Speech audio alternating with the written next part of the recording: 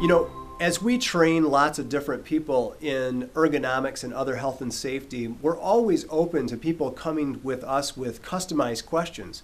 And one of the questions we received not long ago was, hey, what do we do when we are either a tech startup or we're a type of industry that uses multiple monitors at once as it's related to our work?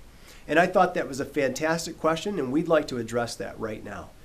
Really, under the OSHA ergonomics rule, we're still going to apply multi-viewing surfaces in a similar fashion as everything else, whether it's a document and a monitor and a monitor, several workstations, or otherwise.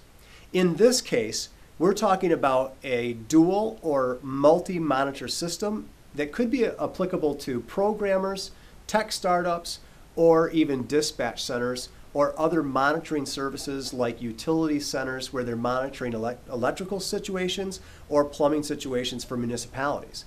So you have the situation that's a perfect storm for a lot of awkward head movement from screen to screen.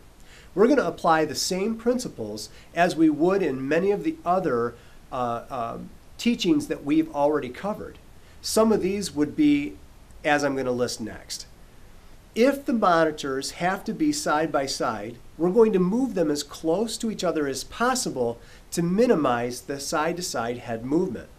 We're going to want to know that the font size is large enough with the 20 to 40 inches of distance from the eye to the work surface that we don't have to squint or lean forward to be able to view what's on the screen appropriately, thereby allowing us to stay in a nice, neutral, good posture while doing our work.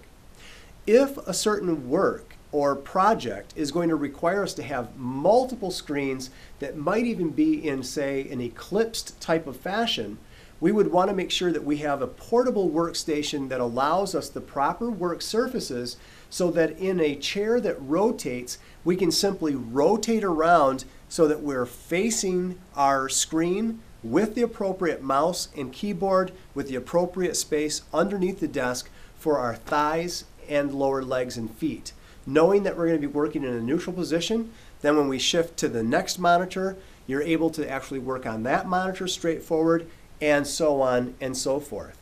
The big key here is going to be taking those breaks frequently. We oftentimes will talk about the 20-20-20 rule.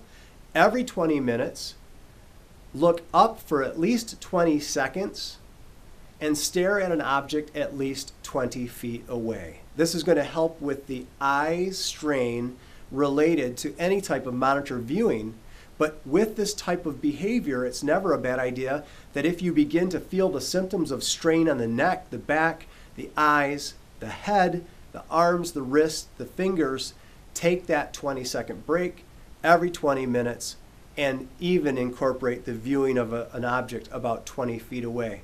But this would be one of the most appropriate ways that I could see applying these ergonomic rules to some very popular industries that could be prime for this type of problem.